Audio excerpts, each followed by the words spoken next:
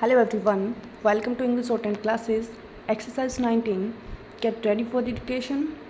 Start. I do not think that any government has been able to devise a leak-proof system of taxation. I also acknowledge that the profit motive is a great stimulant to exertion and rules human conduct in whatever walk of left it may be, whether it is the capitalist, the middle classes, the labor, or the agriculturists with whom we may have to deal. At the same time, transcending everything must be a high sense of civic consciousness and national duty.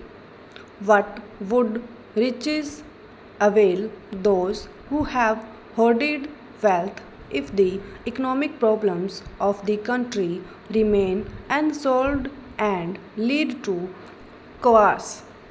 Nor would it help government at all to devise measures which do not bring out all these hoards for utilization in economic undertakings. After all, we have to realize that the longer these hoards are kept where they are, the less chance there is of their yielding any return to the owner, and the more distant the prospect for the government to utilize them in stimulating trade and industry. The problem, therefore, is not merely ethical but also economical. Economics is an intensely practical science, and I would urge upon you to look at the practical side of the problem more closely and to evolve remedies whereby we can harness these hidden resources for the purpose of national service.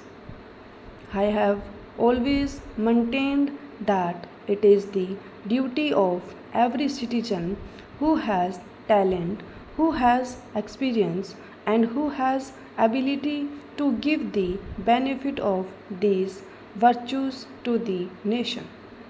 I can assure you that if you can put forward constructive suggestions in this regard, government would be only too glad to give their close and earnest consideration to them. However, as I have already stated, I would not regard temporary palliatives as adequate. They may only succeed is postponing what would, if we do not take action in time, be inevitable. In my judgment, the key to our economic situation lies in increased production. The problem of increasing production has to be looked at in two ways. It means a greater utilization of our industrial capacity at present. It also means that we must not be content with merely utilizing what we have but must explore fresh woods and pastures new. For the expansion of our industrial effort, we must obviously have more capital and investments in the economy. Increased production would enable us not only to meet the demands of the consumers but also to substantially cut down our imports, thereby saving valuable foreign exchange for other more pressing needs, chief of which would be the import of capital goods which we would require for old or new industrial undertakings. A few industries in which I feel increased production is possible and must be achieved are steel, cotton, textile, sugar, electrical goods, chemicals, machine tools, paper, and cement. The question is largely one of securing sufficient capital and capital goods and the necessary foreign exchange. In laying go out our program, however, our aim must be to survey our resources and to plan them out on the basis of what we can achieve in the near future and to ensure that what we produce goes a long way in reducing our dependence on currencies which we can save in order to further intensify our industrial effort. The ultimate object of all these efforts must be to attain that industrial efficiency and self sufficiency by geometric progression which would increase general prosperity and thereby secure a higher standard of living for the common man. On the basis of this ultimate objective, you can devise a plan for what is immediately or in the near future practicable.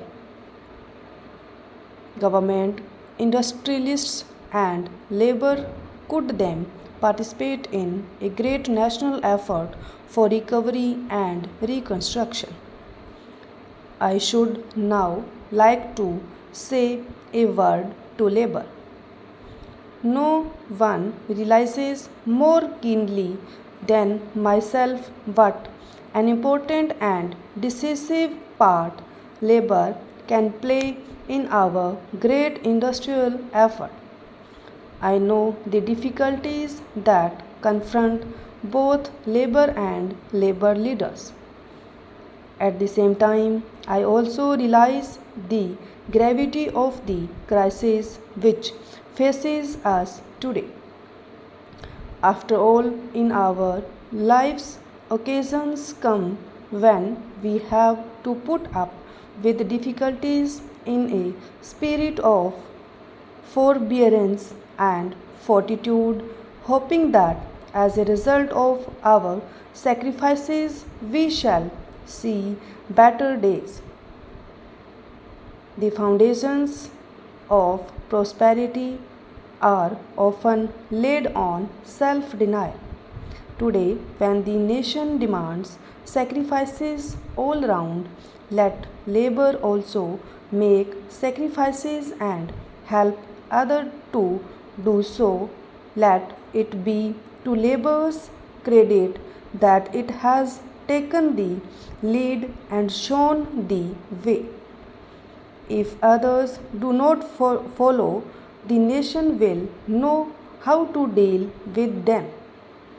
Let them trust the judgment of the nation and those to whom has fallen the duty of leading the nation through the present crisis.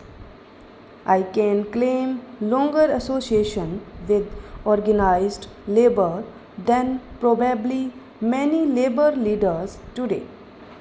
I served my apprenticeship under that great leader to men and that great friend of labor, Mahatma Gandhi. Stop.